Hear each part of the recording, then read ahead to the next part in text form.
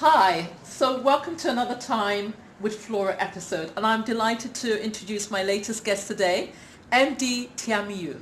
Thank you very much for having me. It's Lovely a pleasure. to have you. Absolutely great to have you. Here. This is the Yes man. Yes. We'll yes. talk some more about that. Yeah, yes. All the way from Kano. All the way from Kano. Hey, you're a global guy. Thank you very much. Just not just one place, you're everywhere. Thank you very much. I appreciate that. Okay, so we're just going to do a bit of an intro, but we actually met for the first time this year, 1st of May, at the Workers' Day Delight event, and you basically raised the roof of the whole place. It was such an amazing experience. Thank you. Power. And as you know, we've been talking since then, trying to see how we could make it work when you were in Lagos, so I could have you on the show. And I'm so... Just yesterday, I think, we just realized that you were here, I was here, and let's make it happen. You had the slot. And it's happening right now. Here we go. Yeah. So here we go. So really delighted to have you with us. And so I'm going to say a few things with regards to your profile, bio, however it is that we want to call that. It really won't do any justice. I'm going to need you to step in, but let me just say a few things just to introduce you to the audience, and we'll take it from there. So you are born to speak, trained for tech. Yeah. You're a coach. You use the term king of motivation, inspiring 1 billion people.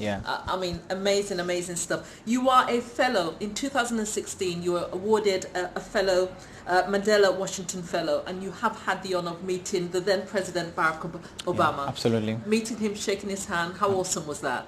Great, fantastic. Life-changing moment. Amazing. You are well known for producing a daily inspirational message, which is currently delivered to over 60,000 readers in 26 countries via major social media platforms. And we were talking earlier, and you've shown me how to get more juice out of my WhatsApp, right? Same here. So that's amazing. Thank you so much for that. My pleasure. I love it because every time I have a guest, there is always something that they teach me. And I like to think they get something from it as well. But it's just amazing. It's amazing being on this journey of life, hearing people's stories and learning something new all the time.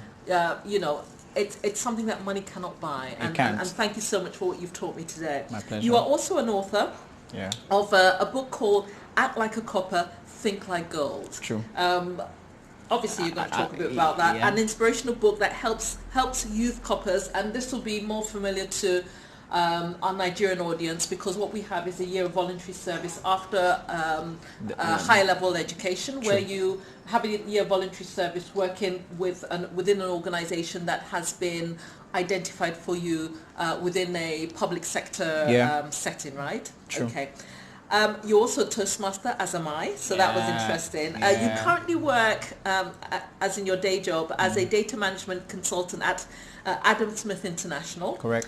And apart from working there, you also did some work in various technology companies, training as well, and you worked during your youth service with the head office, where you were involved in building the first and official NYC mobile app. True. Okay, which was able to engage 75,000 youth coppers.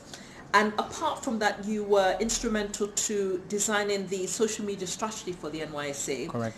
And also the rebuild of the NYC website as it exists today. Like right now. So amazing stuff. Thank you. You have a big passion for the youth, youth development and digitization within the public sector arena of Nigeria. And I know that you've been doing some speaking engagements recently with regards to the digital era as well. So listen, that's a lot, but do you want to furnish that some more with some of your own words, please? Yeah, well, thank you very much for having me. I've looked forward to this day, and it's not less than a pleasure being here.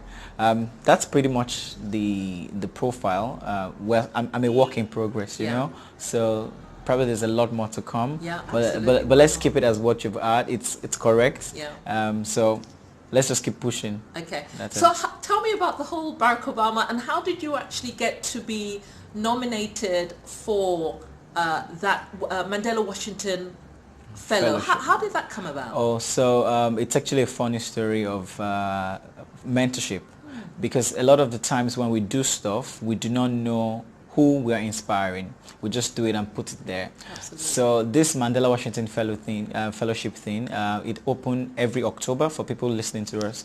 If you are between 25 and 35, okay, you actually can apply. It sits on the value of your contribution to your community, whatever you're doing across public service, business and entrepreneurship, and also civic leadership, people who have NGOs, people who help other people.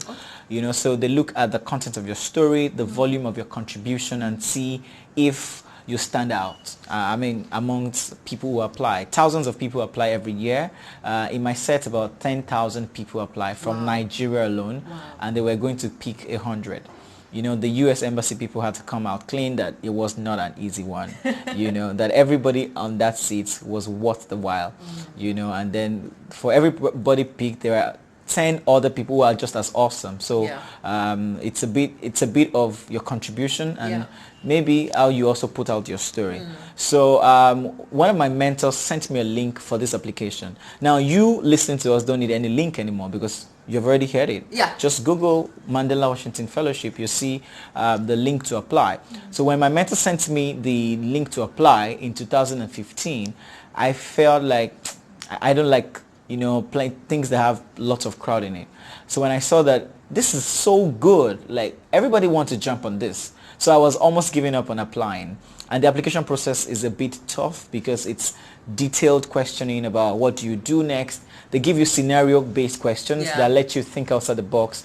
Because there are so many things that you have probably done in your journey that you probably didn't document or you didn't take some note of. So this fellowship... That's a lesson, by the way, documentation, right? Yeah, documentation of the things you did, you know, the day you went to school and gave them books, the day you did this. So the fellowship asks you, so it helps you reflect on all the things and be able to articulate them. Now, there's a lady that I always mention. I hope she's watching now. Her name is Adepeju Jayoba. Amazing girl. She was on the fellowship 2014. She was one of the first set of people who went for the fellowship, you know, and she met the president. She met Barrack Obama. So there's this picture of her, you know, on the front page of the, you know, application. And as I was reading through and I saw, you know, so I wanted something I could connect with. Nothing really spoke to me. But when I saw her name, I'm like, Adepeju. This is like me in my this sister. This is like my sister. I need to get on this. So my mentor sent me the link quite all right, but she did the push without meeting her. In fact, I think it took 4 years for me to meet her. You know, I mean, because we're all busy and stuff. So when I eventually met her in real life, it was such a great pleasure. Last year in Abuja. So the long and short is I applied and then boom. So my story was how I was able to, you know, help youth corps members in need, financial need, security need, health need. They're just scattered across the country. The NYC mobilizes about 300,000 youth corps members every year who are technically left on their own, you know, except for basic communication on how to pick call-up letters and all. So I thought of a way to help them get access to help when needed. So I built Coppershon mobile app. You know, my own way of contribution. Every copper has an opportunity to do a public service. It's called CDS, Community Development Service. And then I served in Lagos here. I served in, so while I was serving, I looked at what I could do. I could not fix a road. That's big budget. I couldn't, you know, rehabilitate maybe a public toilet. So I looked within and said, what can I really offer that will not cost me a lot? So I have coding skills. I could code. And then this is a problem I've identified a long time. So let's jump on it. So I found people who could support me. And then we got the Coppershon mobile app done. It was used by about 1,200 people in Lagos and Southwest, just my little network of people. And then it was really good. The NYC Lagos was, you know, interested in something that novel. That was back into 2013. You know, apps were in like in the front burner, but if an app can solve people's problem, it would get the attention of the authorities. So post NYC service, I got a job with a company, a multinational firm in Lagos, and some few months down the line, the NYC called me back to say, you know what, we have a conversation we have not finished, you know. This app that you built for play by play, can you do it? Like, can you do it for all the coppers in Nigeria? I'm like, what? Why not? And so that was how I became a staff of the NYC. Yeah, so you had already ended your youth copper, your service period. Exactly. And this was after Yes, so I had to resign from my company where I was working. I had to resign. In fact, good enough, my employer at my first place actually is my mentor right now, because he wasn't really comfortable with me leaving a nice company like that and going to the civil service. It was like, you're young. I mean, that's not the place for you. But I was seeing an opportunity to impact lives, because a lot of organizations, like I learned, were already submitting proposals to build the app for the NYC. The NYC knew it would be better for them to follow someone who has done a prototype that worked. Yeah. A youth corps member who just finished, and stuff like that. So they kind of took me over. So that was how I got employed by the NYC. I didn't apply for that job. They just invited me to Abuja. I thought it was going to be business presentation. Let me show you how it works. Let's see how we can scale it up. But then letter of offer, or stuff like that. So I was a bit confused. It was one of my most confused week in my career. Now sorry to interrupt, but did they pay you the same amount of money you had at the job that you left them for? No, they wouldn't. They wouldn't be able to do that. It was I was taking like a 50% pay cut. So you just really wanted to serve. Yeah, I really wanted to serve. I really wanted to serve, because and again, it's a lesson. It's a lesson, right? Because look at what it led to. Okay, the bigger picture. Yeah, the bigger picture, and that's why we're here. And so it was like 50% pay cut, because this is a civil service. I can't determine how much I get paid, and my former employer, they gave me an offer, then I negotiated the offer before I came in. And so there was a control, private sector versus public sector. So I jumped in. The only thing that gave me the push was I was seeing the bigger picture of how much people this would touch. If I was a lonely copper in Lagos and the app could go that far, how much more if it has the NYC logo? Coppershon as an app, the prototype is called Coppershon. I couldn't call it NYC app, because I don't have the powers. I couldn't use the NYC logo, but everybody knew the problem was solving. But now that I was a staff of the NYC in the ICT department, I had the privilege to use the NYC logo. I now had to do it bigger. So they paid for servers, they paid for all of the things that are necessary, and boom, we had it. It was launched August 2014 or thereabout, across the 36 states of the country. And then it was in the news, and then to the glory of God, it served a lot of purpose. And then the opportunity of working with the NYC also gave me the chance to travel across the country. I love Nigeria because I've fallen in love with the places, no matter what it looks like. I've been to 32 states of the country to work. So there are only 4 states left. So I want to cover that up, and so that I can have a touch of everywhere. So cool. Yeah. Okay. So Amazing story. Thank you. And of course you wrote a book as well. Yes. So just briefly about that book, what was the inspiration? And you've said it's a bestseller. So I wrote the book because I needed to, as a young person who is still within service age, because if I had graduated 2 years ago, I'll still be within service age. I was obviously the youngest person in my office, and I had a very huge task. I was representing the NYC for all Southwestern institutions. So all the universities and polytechnics in Southwestern Nigeria reported to me, like their Senate approved list, their graduation list comes to me. I manage the data, convert it to what we can use to generate call-up numbers and all.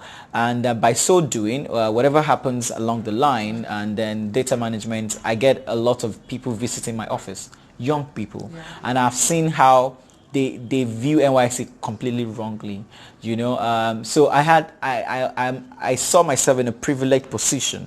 I have like 4 or 5 views of the NYC. A view as a student. When I was looking at it from far away, I didn't know what it was. A view as a prospective corps member who had graduated waiting to go for service. A view as a discharged copper. After leaving the NYC, I already left it behind me. Now I had a view as an insider who has worked at the highest level. My office was at the headquarters, where I was one dial away from the DG, because he needed us to push that app. He was very interested at the time. So I felt like if I don't write the book, history wouldn't have judged me right, because I knew a lot of things about the NYC. I can tell you, I can close my eyes. I can close my eyes and tell you about the NYC, and I'll be right. Because I was like the scapegoat. I was not supposed to go into civil service. I mean, I think I have some skills for me to trade well in the private sector, but I volunteered to go in there. So I saw how everything really is.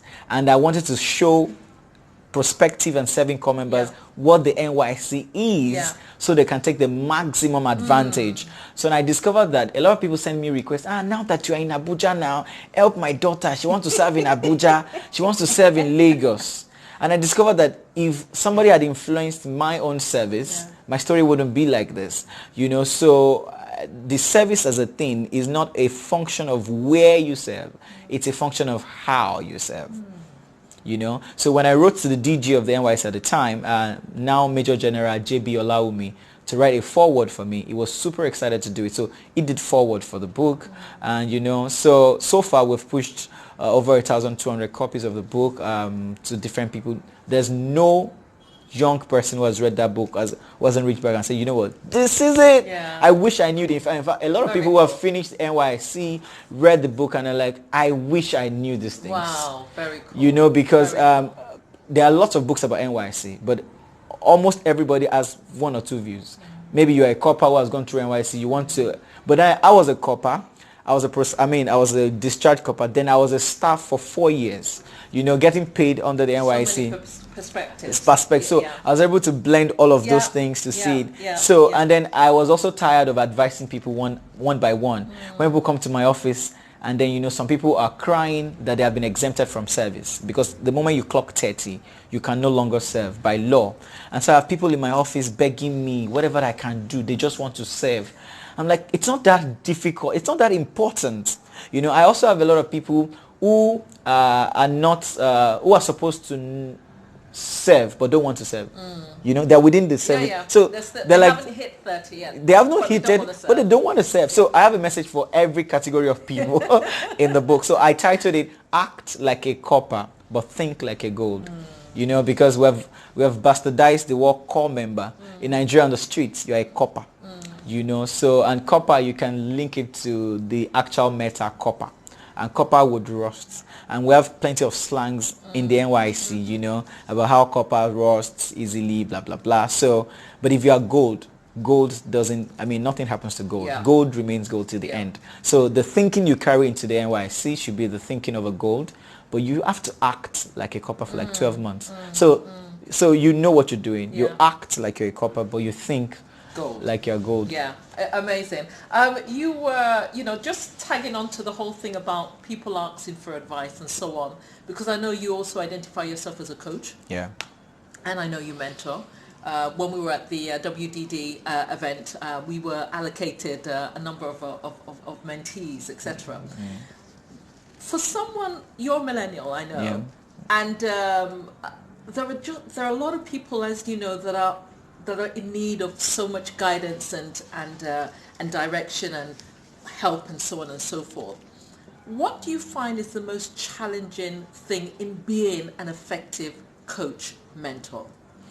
Oh, okay. So as a mentor personally, I think for me, time is one of my greatest challenge. I have lots of commitment. Plus the fact that I'm also a work in progress, like I'm not there yet. So it's difficult. Which is why I'm curious. Which is why you're curious. So it's difficult sometimes to respond to all of the emails, all of the messages that you get. But I make out time like every weekend to clear up my WhatsApp. I have some following on social media, WhatsApp particularly, and Instagram and YouTube. So it's challenging to balance. So I wish that I have more time to be able to attend to people, because if you look at it, everybody is a genius. We're all born geniuses. We only need somebody to remind us. That's it. And that's what we're doing as coaches. We're not teaching anybody anything new. We're not giving them a secret formula. Like when I see things online and say 15 secrets to, there's no secret anywhere. The secret, you were born with the secret. The secret is right, like within your veins. Somebody needs to just point it and say, look at it, look at it, and that's it.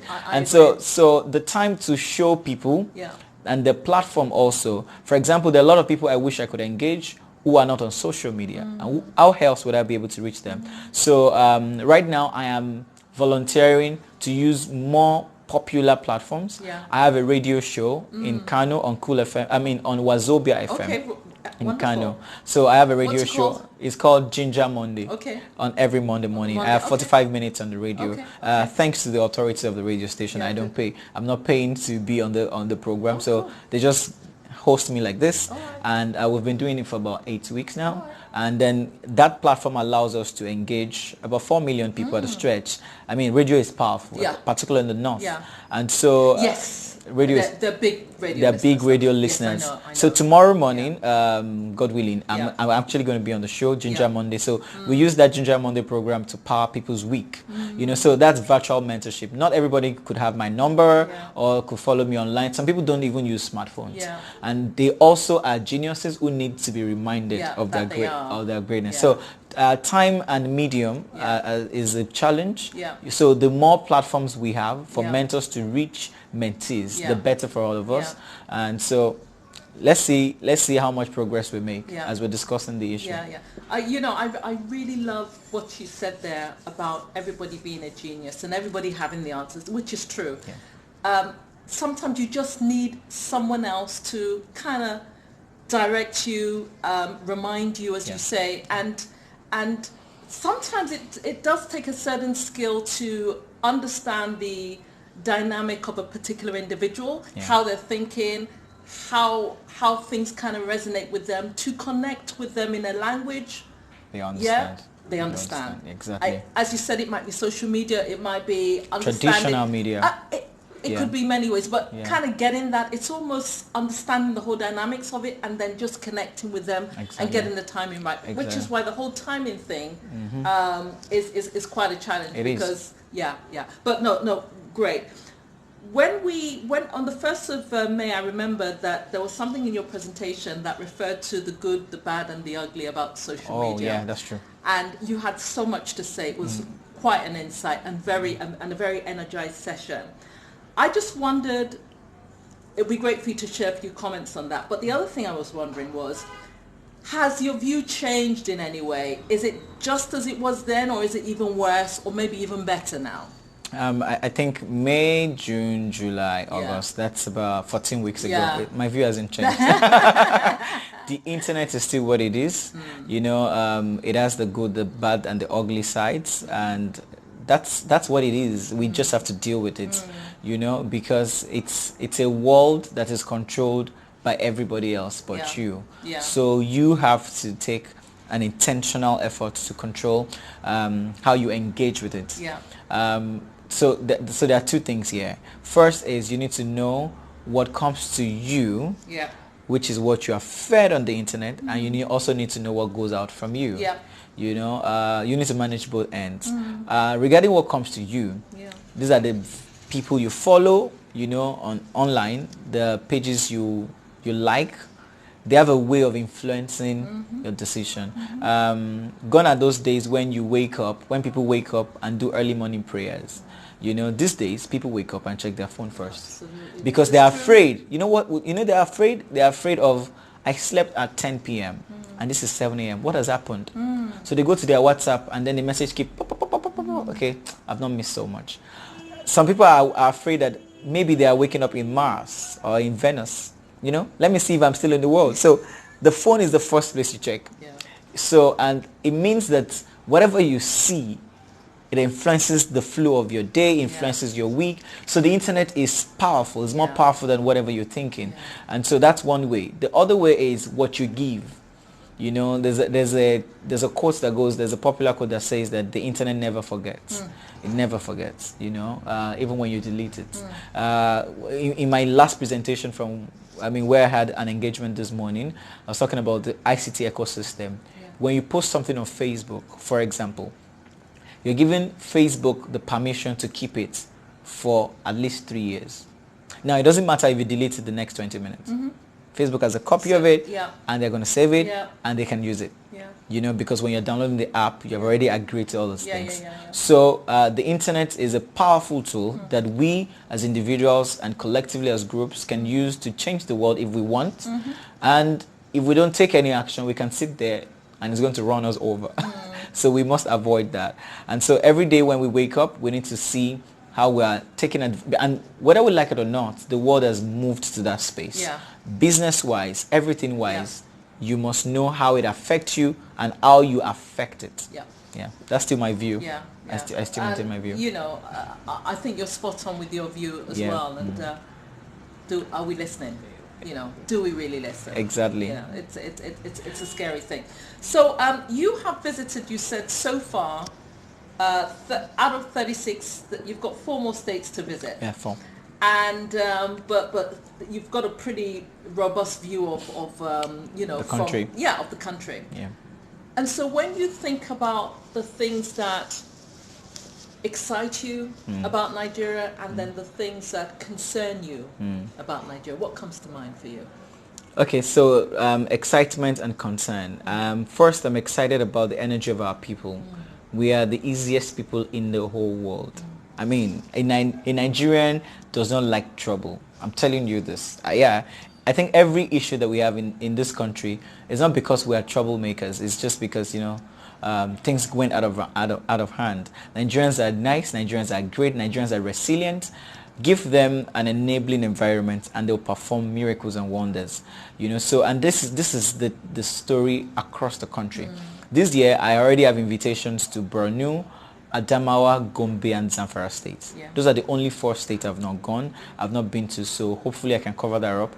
And next year, by God's grace, 2020, I am planning to do a nationwide motivational tour where I'm going to visit every state all over again and meet with people. Yeah, I'm serious about this. I'm going to be going big on this. So I want to do a Motivate Nigeria tour. And so we just come to a state and then meet up with people and then give them the inspiration that they need. And I'm going to do that tour around the country. So that's one thing that excites me. The numbers, the excitement on people's face. People are, you know, people are lovely naturally. We are that people. We're not some kind of other cultures where whatever your neighbor does it's not your business. Where people where you meet your cousin or your uncle, you know, on the streets and you have like an obligation to help them already. That's not the same thing in some other clients. For sure. Absolutely. You can meet somebody, I mean, who is your blood relation and may not even say hello to them. And that's fine in some clients, but it's not fine here. You know, and if you don't say hello, you know, somebody calls you up and say, you saw your uncle and you didn't, what's wrong with you? So that's one of the things that really excites me, and it's an opportunity for us. It also excites me that we've been given everything that we need as a country. The natural resources. When you go, I mean, some states in Nigeria can actually power all of our needs.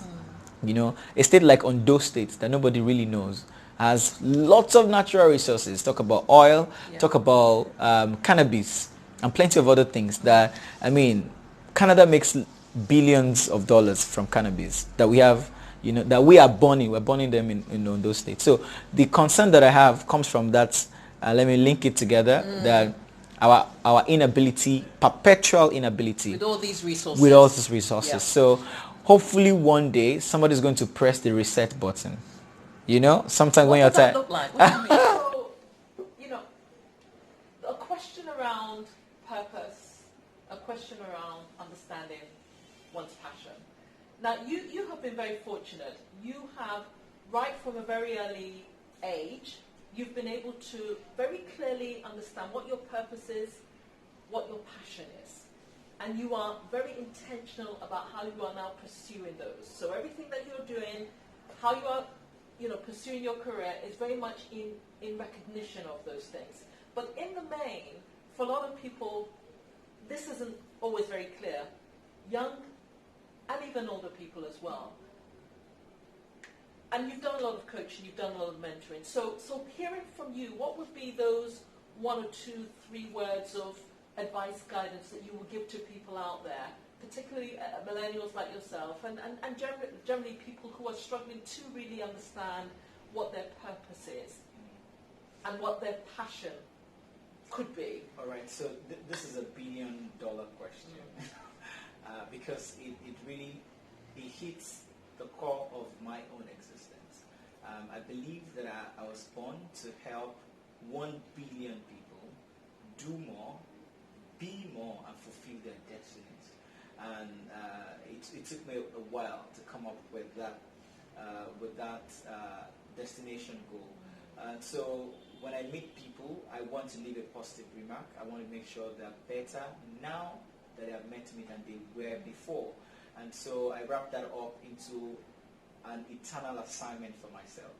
And so if one person gets it right from watching this video, I'll be the happiest man in the world. Yeah. Now, you cannot fulfill a destiny that you have not identified.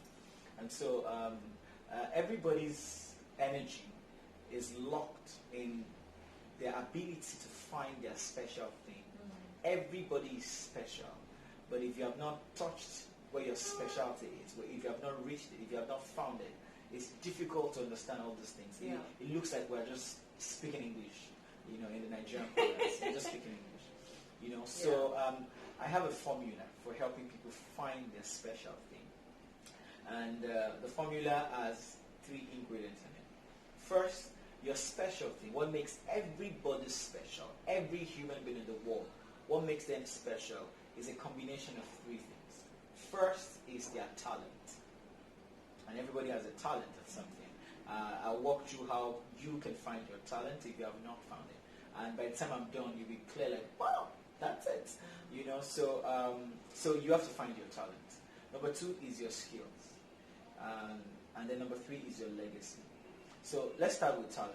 Talent is what you are very predominantly good at, what you are predominantly more capable of doing than your peers or your contemporary in a space of time or a geography. For example, if you are a ball juggler, you can pull balls up. There's probably somebody in China who can do that better than you. But for the moment, you could be the best juggler in Lagos, and you'll be fine with that.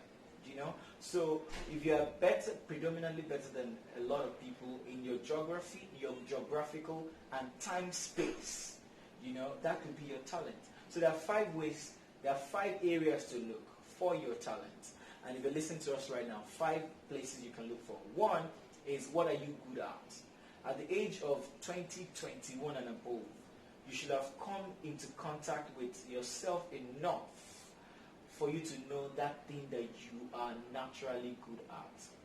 Now, a lot of people have studied courses, a lot of people have studied things, subjects, but they have forgotten to study the most important thing in the world, which is themselves. Yeah. That's why Aristotle once said that wise, those who know other people are wise, but those who know themselves are wiser still. I mean, my mentor told me that, gave me that quote plenty of years ago, and I held it. He said, those who knows others are wise, but those who know themselves are wiser still. And then pondering through that, I have my own quotes that you can put my name on. And I said that until a man finds himself, he's going to destroy everything else he finds. Wow. Yeah. Until a woman finds herself, she's going to destroy everything else she finds, because nothing would fit until you know where you want to plug them. So finding yourself, there's a relationship you need to develop with yourself to a point where you know what you're good at. Now, what you're good at may not be popular. That's not the question. That's another conversation. Yeah. But you know. Now, if you can't find it enough from what you're good at, there's something people have said you are good at. What your friends say you're good at. What your family say you're good at. Somebody has said something. Yeah. My ancestors, the Yoruba ancestors, they have an adage that translates to the fact that a lamp cannot see its own base. A lamp cannot see its own base. If you permit me to say in Yoruba, they say that atupa konri diarai. Now, a lamp gives light to everybody, but it cannot see its own base. You cannot see the picture when you are in the frame. You need to step out of the picture. If you're in the frame of a picture, you can't enjoy what the picture looks like. So sometimes some people know something about you that you don't know. Yeah. Some people have celebrated you maybe on your birthday and said, this is Flora, she's this and she's that. And then in the mouth of 2-3 witnesses, the truth is established. Yes. If I can quote one popular man of God on the internet. He said, in the mouth of 2 or 3 witnesses, the truth is established. When people talk about something about your law, there's something true about it. You need to listen. You need to hear it. You need to hear it, that this is something special about you. So the first place is to look at is what you're good at, your own personal conviction. And sometimes it's connected, what people say you're good at. Sometimes it's disconnected. So that's your ball, that's your baby to play with. Yes. What you're good at, a list of things you're good at, a list of things people have said you're good at. The third place to look at is what did your parents leave in you? Now, nobody here just appeared from the blues. Somebody dropped you here. Whether you know them, whether you have a relationship with them or not, you didn't just fall from the skies. You're not Snow. You're not a Snow. You're not Jon Snow. Even Jon Snow has parents. So there's something about your parents or your lineage that a copy of it is in your DNA. Yeah. There's something about you that you inherited from your lineage. It could be distant, it could be close, it could be whatever, but there's something your parent left in you. If you have not found it from your own personal conviction, you have not found it in what people say, try to dig deep from the past. It could be that, for example, me, I use myself as a very clear example. My father talks a lot. My mom talks a lot. So if I'm in public speaking, I'm in the right business.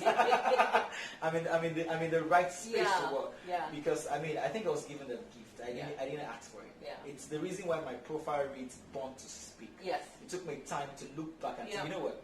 I started talking since I was a trouble kid, who talks a lot. But now I make sure that if I'm talking a lot, I'm making a lot of money too. But that's on the other side. So what did your parents leave in you? Parents leave stuff for us. A car, a property, a business to manage. But those are things they left for you. I'm talking about the things they left in you. And those things are more important than whatever they've left for you. And the third place to look at is may I add to that what the parents do? And for the benefit of our listeners, because some people will feel that they have to reject that for whatever reason. They feel that they didn't like what their parents represented to them, and therefore, they don't want to be associated with the things that their parents. But again, your parents were you said teachers. Yeah. However, the way in which you are exercising the ability to speak is in a way that is more suitable to you. Yeah, true. So I think that point is a very, very good point, and it's a great starting point. A talent that you may have may be quite innate, may be quite special. However, the way in which you would choose to express that talent it's your choosing. It's your choosing. In fact, you see, you can do an inverse of the talent. Yes, absolutely. Do you understand? Absolutely. This is a bad situation, but if your father was a woman beater, you can twist that around completely. He has left a copy of that in you because you now have some high probability of following his footsteps. But by changing the narrative, it's still what he left in you that you're taking advantage of by not probably through what you observed and everything. Yes. Kind of learned behavior, so to speak. Exactly. You can do a reverse engineering of what they left in you. Doesn't mean you have to play the script exactly as they did. You have to look at your geographical time and space to see how that fits in. So that's the third place to look at. The fourth place to look at is what do you have in excess than everybody else. And when you visit some people's houses, you find shoes. Black shoe, green shoe, gray shoe, cockroach brown shoe. They have all the shoes in the world. There's something that connects them with shoes. They're probably not paying attention. When you go to some people's houses, books everywhere. Some people like arts. They just gather art. It's not even there. There's something within that is attracting all of those things. And when you look around you, there's something you have more than anybody else. There's something that you always feel like getting or buying or possessing, no matter how expensive it is, no matter how uninterested everybody else is. You are just interested about that thing. So that's a fourth place to look at for your talent. You could find the answers in all the four, but I'm hoping you would find it in one at least. So you can begin to think about that thing that you have. I met a financial advisor in the US, and she told me to print my bank statement. For the past 3 months. And from what I printed, she was able to predict my behavior, like what I like to do. Do you understand? From the things I spend money on. The things you spend money on, the things you gather a lot, they tell a lot about the person you are. You're not just listening. Good point. You're not just listening. Your habits, the things you do. The habits, the habits that you have had, whether good or bad, they tell a lot about who you are. So whatever you have in excess. For example, I tell you this again, using myself as an example. I don't know where the energy comes from. I don't buy it. I don't have to refill it. I just have this energy. I'm getting the charge up again. Yeah, please charge. Please get charged. I have this energy. There's one time I had a meet-up with my mentor. Could be 2014 or 2013. And this guy is a medical doctor who I respect a lot, who has become a teacher for a reason. And every time I'm in Lagos, he calls me up and says, Emdee, please just pay me a visit and let's chat up. So I go, whether it's in his car or it's in his office. Sometimes he's attending to patients and we're in his clinic. So when the patient comes in, I have to step out, confidentiality. When the patient is out, I'm not a patient. I'm probably the one, helping the doctor get his work done. And so one day I opened up to him and I asked him, I said, Doctor, why do you always want me to be around? This is my own story now. And then he looked at me and he laughed and he said, you know what, there's an energy that you carry. And this is like 5 years ago, 6 years ago. There's a kind of energy that you carry that even when you don't talk, when you're just in that space, I just need that energy. I'm like, wow, that's something. Amazing. It was like a side comment. It wasn't a serious one. But when I left that place, that goes back to the second point of what do people say you're good at. Yes. So I looked at it and said, it's true. I can't be in a place and everybody's just hanging their heads. I wouldn't be in that space. When I enter a place, it's natural. I just light up the place almost immediately. So I found a way to begin to not just monetize, to positively use their energy. That's why I chose the part of motivational speaking and helping people fulfill their destinies, because not everybody has this kind of energy anyway. So this is true. Yeah, so what do you have in excess than others? So I think I have that energy. If that is your case, find a way to deploy. So the fifth place to look at is whatever you've gone through that you have now overcome. What do you used to lack in the past that you have now overcome? What experience do you have that has shaped you? That could be your talent. There's something that you have gone through. Maybe a lot of people didn't make it out of that scenario, but you did. You've gone through it. It's bad. It's so bad that lots of people have either lost their life or lost their sanity or done this or that. But somehow, you can't even explain it. You're still standing and you're fine. And so that's it for you. That would be it for you. So quick recap on how to find your talent. There's three things we're trying to explain. How to find your talent, what you're good at, what other people say you're good at, what your parents left in you, what you have in excess than everybody else.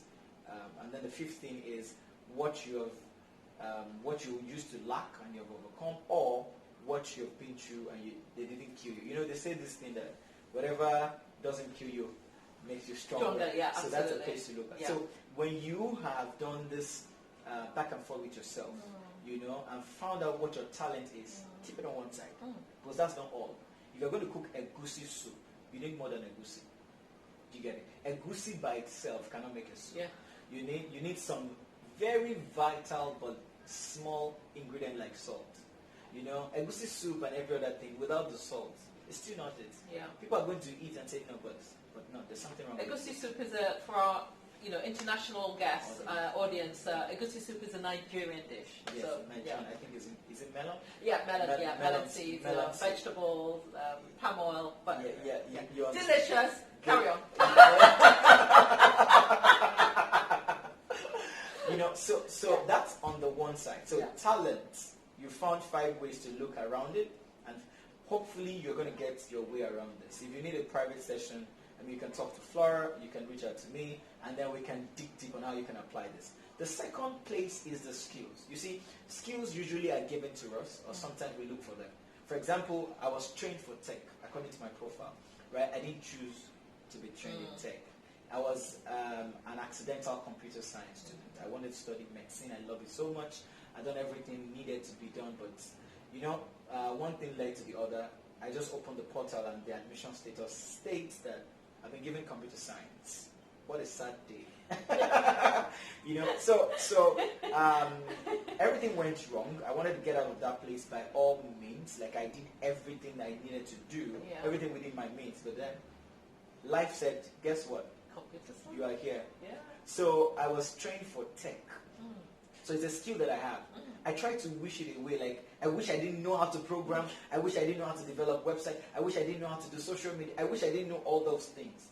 But at some point in my life, I had to sit down and say, you know what? If I'd spent time learning these things, then there should be a usefulness for it. So there's a skill you've picked up. Yeah. I mean, whether it's on the street, whether it's because of the area you grew up, there's a skill you've learned. And there are other skills that you can gather. If you have zero skill right now, that's fine. There's nobody, now this is a trick to it. There's nobody in the world who has zero talent. Nobody. True. Nobody. I agree with you. Even a day-old child has some talent, but the day-old child may not have any skill. That's where the difference is. So the skill, you know, it's a more what do you call it? Uncommon ingredient. The talent is given to you naturally. I mean, somebody asked me. Somebody responded to one of my posts. It's your ground zero, basically. Exactly, that's your ground zero. You will always have it. Yeah. And then the person said, Emdee, you're so lucky. People like you who have talent. And I paused. I said, no. There are no people who have talent. Everybody has talent. You probably have not come in contact with yours, but keep looking for it. But what everybody doesn't have are skills. Public speaking is a skill. Communication is a skill. Marketing, video editing is a skill. Podcasting is a skill. Mentoring is a skill. Sewing clothes is a skill. Cooking is a skill. Everything. Programming is a skill. What skill have you gathered in the past? Or what skills can you begin to get to complement the talents that you have? For example, me, I was trained for tech. So what I'm doing basically is to use all of the tech things that I've learned and I continue to learn to power what I was born with, which is the ability to speak. And that's why you see my profile reads born to speak multiplied by trained for tech. Born to speak multiplied by trained. It's on purpose. Because, I mean, I can't wish it away. I've done very excellent things that were mentioned on the show. I mean, with the technology skills, I've built apps, I've built websites. I mean, I continue to manage data of marginalized youth in northern Nigeria at the moment. That's what gets me paid, you know. But then, so you can deploy your skill in a way that doesn't reflect your talent, if you wish. This is true. You understand? This is true. I mean, you could be born a dancer, like you were born to dance. This is you. This is what you were born with. But then, on the other hand, you could be an astronaut. So you have the skill to, you know how to control a rocket, you can balance it, you can shoot it to the space. Dancing and rocket science are two different things, please. So how you merge your rocket science skills with your dance skills is what we want to see now. That's the goal. That's what we are trying to head at. So, but if rocket science doesn't connect to dancing, then you need to pick up other skills that link to dancing. Exactly. So, so you need to do a skills audit, a talent audit. We've done the talent audit on how you can find a talent. Now the skills audit. The skills audit. What skills have you gathered over time? Some skills you've gathered by just watching other people. And then you actually can do. A lot of people who are musicians today, they didn't learn music from anywhere. And sometimes it's not even their talent. Look at what YouTube is doing for a lot of people in terms of developing a skill today. Exactly. And then you can actually pick up any skill you want via YouTube, via other plenty of platforms. So that's the second thing. The skills you already have or you're willing to gather. That's the second ingredient. We're cooking egusi. Follow up. We're cooking egusi here. So you have your talent on one hand. Don't tell me you don't have. Skills you may not have, but if you're willing enough, you can gather whatever skill that's necessary. The third and the most important part of the ingredient of finding your special thing